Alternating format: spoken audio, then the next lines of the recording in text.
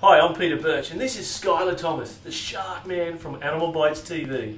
And I'm going to take him around today and show him some reptiles. Welcome to CrittaCam.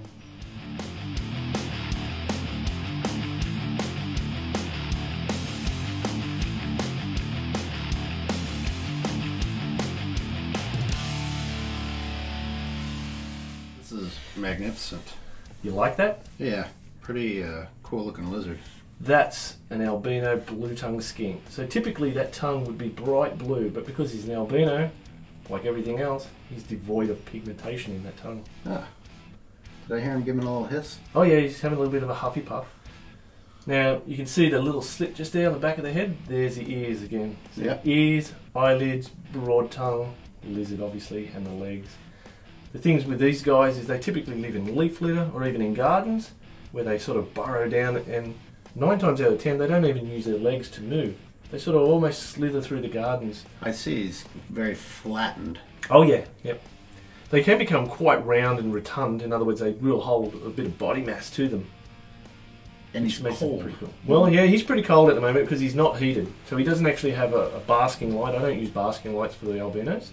I just use the room temperature. And like I said, the room temperature will get to about 32 degrees Celsius. Just like we'll get burned easier if we have pale skin? That's right. So I don't typically like to use, you know, external heat sources for these guys because the room actually holds a fair bit of heat, which works well. Now, as I said before, because he's devoid of all those natural browns and black pigmentations, now we have yellows, whites and oranges sort of in pinks coming through in replacement of those. Short stumpy legs means they live close to the ground. They don't climb trees. Makes sense. Yep. And they're a live bearing species, which is pretty awesome. You know, these things will have up to 16 to 20 live babies. And each baby, you know, basically comes out in a little membrane. They'll tear through the membrane and, you know, they'll stay around the mother for a short period of time. But it's not unusual for the mother to walk through a garden, dropping babies as she goes, and never looks back. No kidding. No, no kidding. Does that mean it's kind of rare amongst lizards for them not to lay eggs? Some species, most of Australian species will actually be egg-laying species, but there's certain genuses that within Australia that have live-bearing animals, and the Taliqua is one of them. Now he's pretty cool because he's white. I'll show you this other animal that's gonna. Well, I think it's absolutely spectacular looking creature. Is these other beauties Whoa. as well? So these guys are in theory the same animal, and as you can see, a little bit huffy as well. Because they're getting a little bit upset. Look at that. But blue look tongue. at the tongue. That's the blue tongue lizard right there. So And this isn't the natural colour, but this is the black or the melanistic form of the albino blue tongue. This is the natural color. No, this isn't the natural colour. This is a colour morph. It's a melanistic, the black colour phase of these animals. Does the tip of the tongue have like a... The tip of the tongue actually has a small little slit on it, which they use to be able to taste. And that taste basically comes back, rubs on an organ on the top of their mouth called the Gecko organ, which then basically helps their brain to identify what they're licking. That black is just... Oh, it's intense, isn't it? And his eyes, look at these little red eyes, like that's pretty cool. Wow. I think they're pretty awesome little creatures. So with a solid black color, where does it live? Well, it's a mutation colour phase of the normal animal. Okay. So it's actually got this a isn't lot normal, more black. No, and this isn't normal. They're both mutant colour We're not looking phases. at either of the normals. No, they're not normals. They're all mutants at the moment.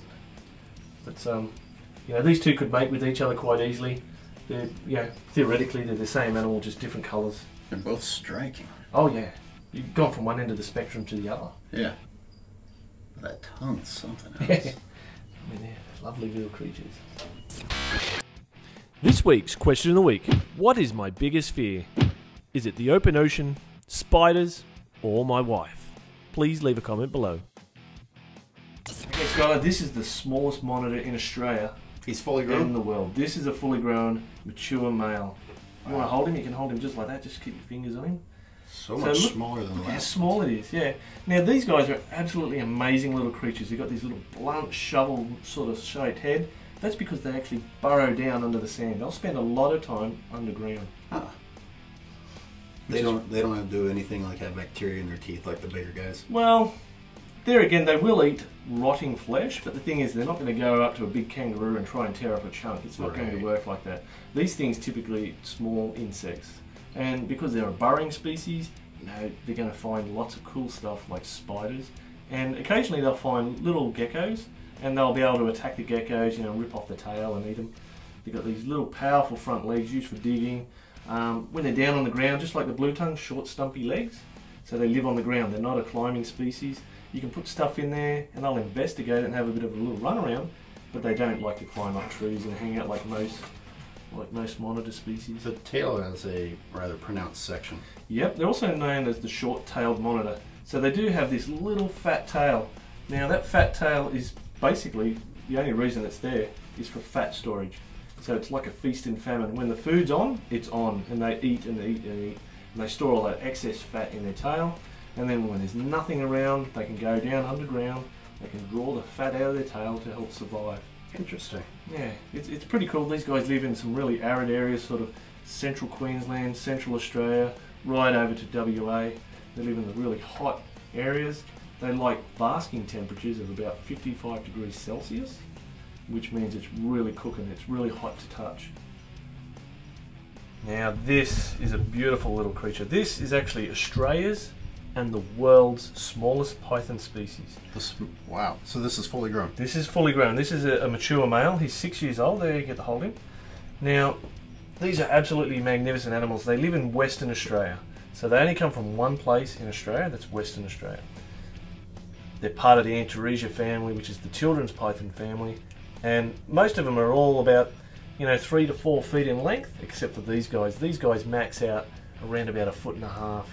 And as you can see, they don't even really reach that at times. Got a bright orangish colored eye. Oh yeah, the eyes are a great focal point of the animals for sure.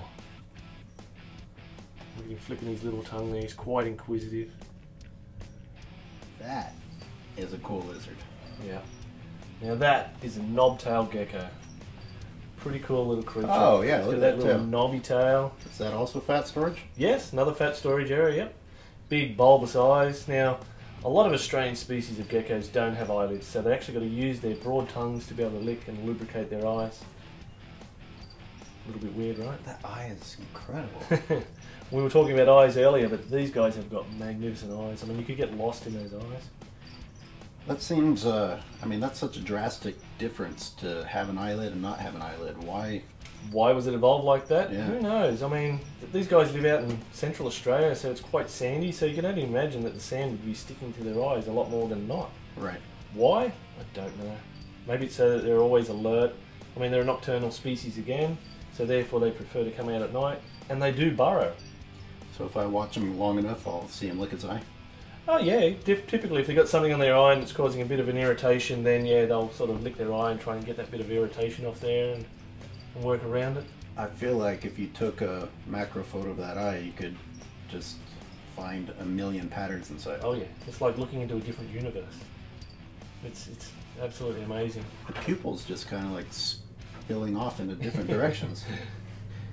If I can call that a pupil. Well, yeah, definitely, because I mean, because they're a predator species, you can see they're sitting high and a little bit towards the front of the animal as well, so they can actually, you know, get a two-dimensional view of the animal or prey item.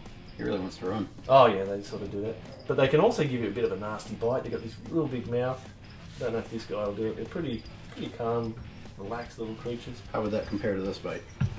Ah, nothing. I don't think you've got anything to worry about, definitely. And there again, they're a nocturnal, egg-laying species. Yeah, that's pretty cool. Most geckos only lay 2 eggs. What ratio of the lizards that you have here are live-bearing versus egg-laying? Well, I've probably only got a very small percent. Probably 5% would be live-bearing. The rest of them are egg-laying species. So. Is that because that's more rare in lizards in general? No, that's just the skink family as such. The skinks themselves, you know, they will have egg-laying and live-bearing capabilities, but all the monitor species, all the goannas are egg-layers. The geckos, egg-layers. The gamids, the dragons, are egg-laying species. And Australia has a bit of everything, really. But the skink species, typically colder environments allows them to lay, or have live young I should say, not actually lay live young, but they'll have the live young. So the colder you get, typically the snakes and the lizards themselves will start having live young. Cool. Pretty interesting. This week's question of the week: what is my biggest fear? While I do fear the open ocean, I truly fear my wife the most, so C is the correct answer. Good job. So I've always liked reptiles, I have to admit, but today opened my eyes up in a different way. I have a whole new appreciation. I'm glad you came, and I'm glad you spent the time here today with me.